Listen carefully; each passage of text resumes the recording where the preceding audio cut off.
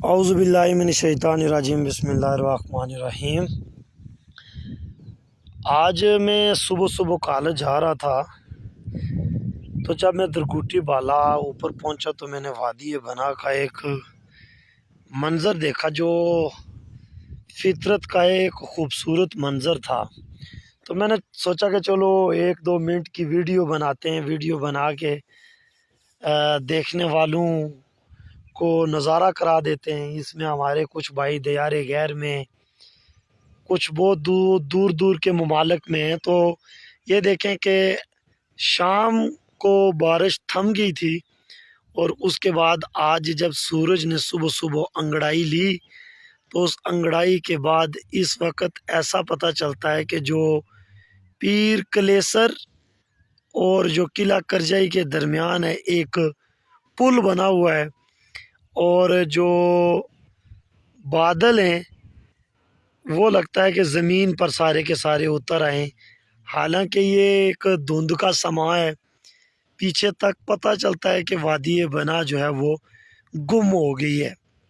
تو اس نظارے کو یقیناً آپ دیکھ کر لطف اندوز ہوں گے، چونکہ کائنات کے یا مظاہر فطرت کے یہ کچھ نظارے اتنے حسین ہوتے ہیں کہ جن کو دیکھنے کے لیے ہر آنکھ جو ہے وہ بےتاب ہوتی ہے۔ تو میں جب یہاں پر پہنچا تو میں ایک بار تو مجھے یوں لگا کہ کہیں آسمان جو ہے وہ وادی بنا پہ گر گیا ہے۔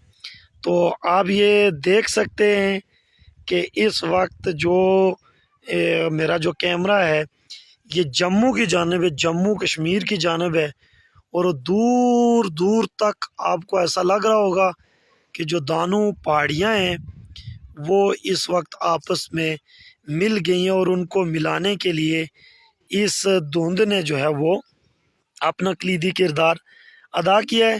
اس وقت سورج جو ہے وہ پوری آب و تاب سے چمک رہا ہے، اور وہ پوری وادی کے اوپر اس کی روشنی ہے، لیکن اس وقت جو وادی بنا ہے وہ لگاتار جو ہے وہ دھند کے اندر دسی ہوئی ہے۔ ایسا لگ رہا ہے کہ کسی کا گھر جو ہے وہ سلامت نہیں ہے۔ یہ آپ اس کا نظارہ کریں، آپ اس کو دیکھیں، مظاہر فطرت اور اللہ تعالیٰ کی کاریگری کے کرشموں کو دیکھیں آپ کہ اللہ تعالیٰ کتنا بے نیاز ہے، وہ کیسے کیسے جو رنگ ہیں وہ دکھاتا ہے۔ اور خاص کر کے جو کشمیر جنت نظیر ہے، اس وقت میں درگوٹی بالا کے ٹاپ پہ کھڑا ہوں۔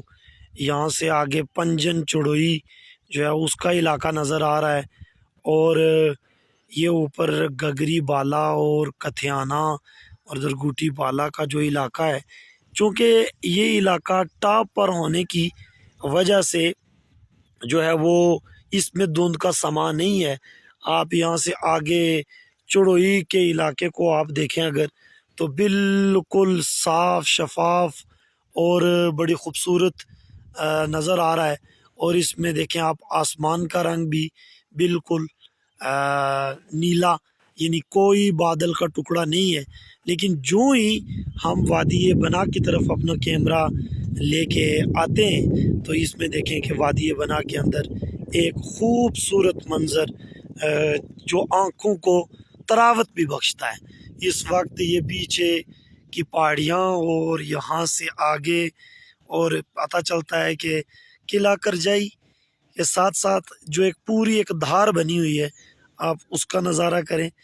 اور ٹھیک طرح سے تو مجھے دیکھنے بھی نہیں ہو رہا، چونکہ اس طرف سے سورج کی جو شعاعیں ہیں وہ پوری کی پوری آنکھوں میں پڑتی ہیں۔ ایسا لگتا ہے کہ بالکل وادی بنا جو ہے وہ گم ہو گئی ہے کہیں، اور اب اس کو ڈھونڈنے میں شاید کئی سال لگیں۔ لیکن ایسی بات نہیں ہے، جو سورج اپنی انگڑائی لیتا جائے گا، وہ اپنی روشنی تیز کرتا جائے گا، تو جو وادی بنا ہے وہ نہانے کے بعد، دھل جانے کے بعد، بالکل صاف شفاف ہو جانے کے بعد جو ہے وہ سامنے آ جائے گی۔ تو میں نے چلتے چلتے یہ کیا کہ چلو جو وادی بنا کے اندر لوگ بیٹھے ہوئے ہیں، جو شاید یہ سمجھ رہی ہوں کہ اس وقت درگوٹی بالا کی جو پہاڑیاں ہیں وہ کہیں غائب ہو گئی ہیں، جبکہ ایسی بات ہرگز نہیں ہے۔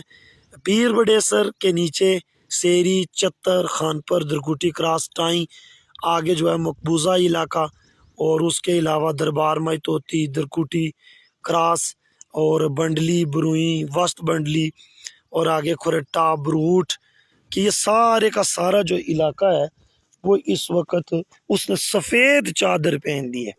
لگتا ہے کہ یہ مکمل طور پر اس نے یہ جو ہے وہ سفید چادر پہن لی ہے۔ تو اللہ تعالیٰ کے اس